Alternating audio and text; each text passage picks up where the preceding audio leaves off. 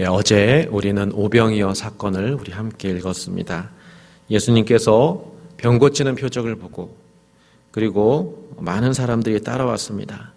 이 많은 사람들을 위해서 예수님께서 먹을 것을 주시려 했는데 제자들은 부족하다라고 생각했습니다.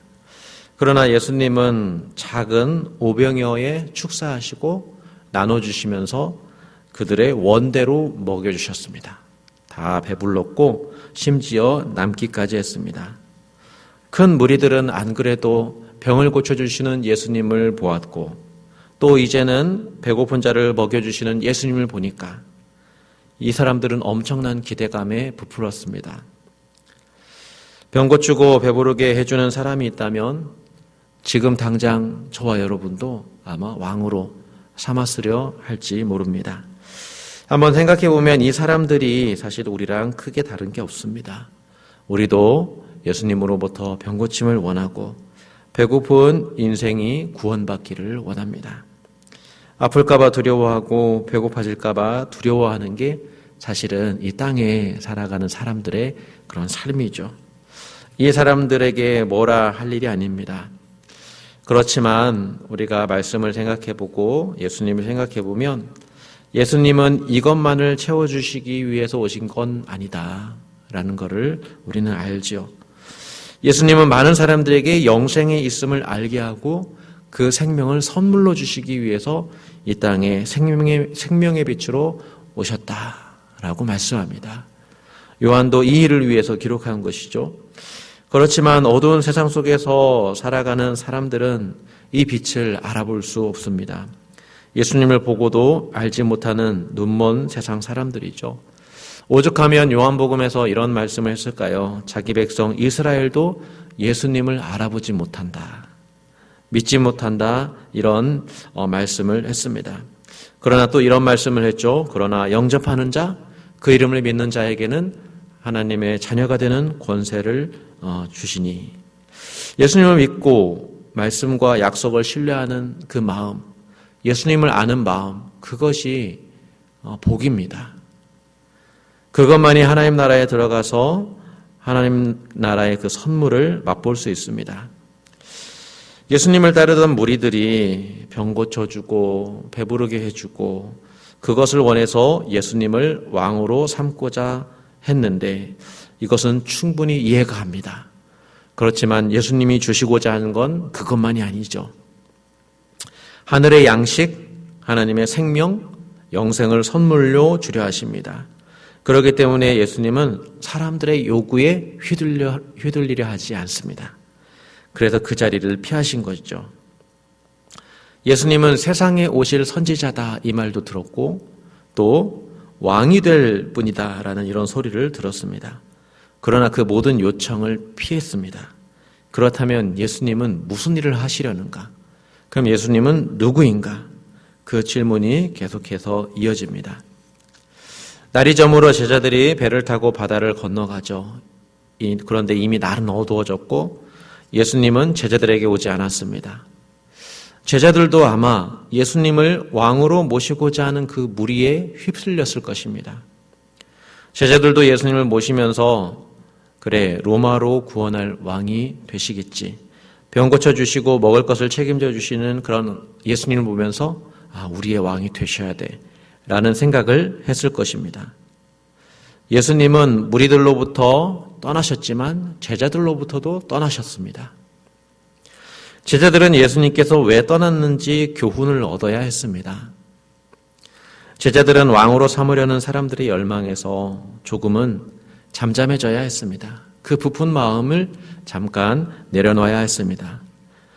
그래서 예수님은 제자들을 남겨둡니다. 예수님은 큰 바람과 파도가 일어나는 곳, 그 바다 한가운데에 제자들을 두십니다.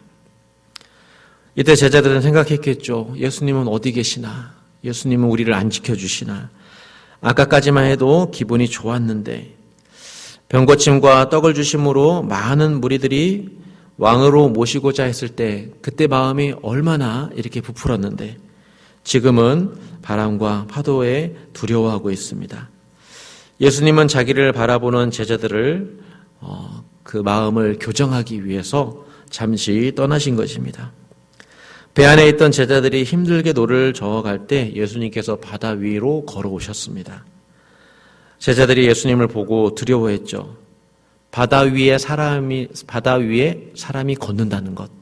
이거는 땅의 사람이 이해할 수 없습니다. 땅의 사람의 그런 눈으로 볼 때는 물 위에 예수님이 유령인가 이렇게 싶은 것이죠. 그러나 눈을 떠 제대로 보니 예수님이 맞습니다. 예수님께서도 말씀합니다. 내니 두려워하지 말라. 내니 두려워하지 말라.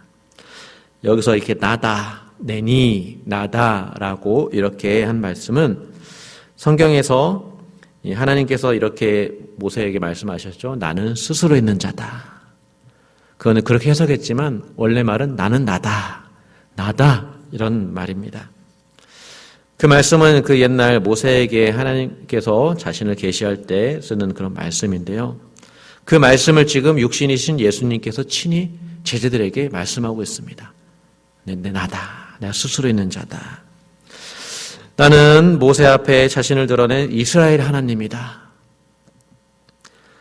출애굽할 때 바람을 불게 하시고 홍해에 이렇게 바다를 가르신 하나님, 그 길을 가게 하신 그 하나님, 그 하나님이다라는 그 말이고, 또 이사야에서 예언한 바벨론 포로들에게 바다에 길을 내어서 건너게 하실 분으로 이렇게 예언된 바로 그 하나님이고, 시편에서는 광풍을 잠잠하게 하고 여행객을 소원의 항구로 인도하셔서 평안하게 하시고 기쁨을 주시는 바로 그 하나님이다라고 말씀합니다. 지금 제자들은 이 은혜를 경험하고 있습니다. 내니 두려워하지 말라. 지금 함께 하신 이 예수님은 하나님이시고 그 하나님이 안전하게 인도하실 것이니 두려워하지 말라라는 그 말씀. 그 예수님은 자신을 하나님으로 드러내십니다. 바람을 주관하시고 바다를 잠잠케 하시는 그 하나님을 계시합니다. 그렇게 예수님은 제자들에게 기쁨을 주셨고 두려움을 없애주십니다. 그러니까 예수님은 사람들에게 사로잡혀 왕이 되실 분이 아니고 그보다 더 크신 분, 하나님과 동등하신 분, 하나님께 그래서 하나님이시니까 그 하나님 앞에 우리가 예배할 분이다 라는 그 자신을 드러내십니다. 제자들은 이렇게 예수님을 이렇게 알아가지만 그런데 무리들은 어떻습니까? 예수님을 왕으로 삼으려 하는 그 마음이 사라지지 않았습니다. 그래서 예수님을 찾아다녔습니다. 예수님을 찾아다녀서 생각하죠. 배에는 제자들만 탔는데 예수님을 타는 건 보지 못했는데 예수님은 보이지 않고 어디 가셨을까 하면서 이 사람들도 제자들을 따라 예수를 찾으러 가버나움으로 갑니다. 그런데 이 무리들을 보시고 예수님이 말씀하시죠. 내가 진실로 진실로 너희에게 이르노니 너희가 나를 찾는 것은 표적을 본 까닭이 아니요 떡을 먹고 배부른 까닭이로다. 예수님은 사람들이 왜 자신을 찾는지 왜 자신을 따르는지 다 아십니다. 그 마음을 보시고 그 속에 있는 믿음 없음을 다 보십니다. 예수님께서 보시기에 무리들의 마음에는 예수님을 아는 믿음이 없습니다. 그저 배가 고팠기 때문에 예수님을 따르는 것이죠. 불쌍합니다. 믿음이 있었다면 표적을 보고 알았다라고 말씀합니다. 예수님이 하늘에 오신 분이라는 것을 알아챌 것이라는 것이죠. 이걸 알았으면 이 무리들은 예수님을 왕으로 모실 게 아니라 하나님으로 예배했어야 옳습니다. 예수님 앞에 엎드려 그가 하는 일을 보고 말씀을 듣는 자세, 바로 그것이 옳습니다. 그래서 예수님은 이 불쌍한 사람들을 보시고 이제 우리가 읽은 다음 본문부터 이제 생명의 양식에 대한 그런 말씀을 이게 쭉 가르쳐 주기 시작합니다. 내가 주고자 하는 것이 무엇인지를 예수님께서 이제 그 이후의 말씀을 쭉 해주십니다. 우선 오늘까지 읽은 말씀을 우리가 보면서 우리가 교회가 어떻게 해야 되는지를 한번 생각해 봅니다. 교회야말로 하늘의 것을 구하죠. 하나님 나라를 구하는 곳이 되어야 합니다. 하늘의 것을 받아서 눈먼 세상에 영생의 빛을 보여주는 게 바로 교회죠. 하늘의 생명을 구하면서 이 세상을 섬기는 게 교회입니다. 어두운 세상에 하나님 나라의 영생의 빛을 비춰주는 게 교회죠. 그것이 교회의 존재 목적입니다. 하늘의 것을 받았기에 교회는 세상과 함께 육신의 것을 위해서 함께 기도해 줄 수 있고, 또 하늘의 것을 우리가 받았기에 그 사람들의 필요를 채워줌으로 교회는 사랑을 실천할 수 있습니다. 세상을 섬길 수 있습니다. 그렇게 살아갈 수 있는 것은 교회가 하늘의 것을 받았기 때문이죠. 하나님 나라를 간절히 구하기 때문에, 그 은혜를 받았기 때문에 우리는 땅의 것을 나눌 수 있습니다. 땅의 것으로 이 세상 사람들을 섬길 수 있습니다. 이렇게 교회가 하나님을 예배하고 하나님을 섬길 때 주님을 이용하지 않을 수 있습니다. 우리가 교회가 주님을 이용하지 않고 주님을 예배하기 위해서 우리는 늘 하늘의 것으로 만족해야 되고, 또 우리가 하늘의 것으로 충만해야 할 것입니다. 주님은 우리가 주님을 따를 때 우리의 마음을 보십니다. 그리고 우리의 마음도 아십니다. 우리가 주님을 이용하는지, 주님을 섬기고 예배하는지를 아십니다. 우리가 교회된 자로서, 이미 하늘의 것을 맛본 자로서 땅의 것에만 눈이 멀어서 하늘의 영생을 우리가 소홀히 하지 않기를 원합니다. 하늘의 것이 얼마나 소중하고 중요한지 예수님께서는 하나님의 나라를 먼저 구하라 말씀하시면서 너희에게 입을 것 그리고 먹을 것 걱정하지 말고 하늘의 것을 구하고 하나님 나라를 구하라 라고 말씀하셨습니다. 교회는 이 하나님 나라를 구할 때 그 영생을 선물로 받습니다. 그리고 그 받은 영생의 선물을 통해서 이 땅에 빛을 비출 수 있습니다. 이 사명을 기억하는 교회여야 하겠습니다. 우리 뉴라이프 교회가 우리가 하늘의 곳으로 충만해서 이 땅에 정말 빛을 비추는 그런 교회가 되기를 원합니다. 이 일을 위해서 하늘의 하나님, 그리고 바람과 바다를 다스리시는 하나님, 그 하나님이 우리와 항상 함께할 것입니다. 기도하겠습니다.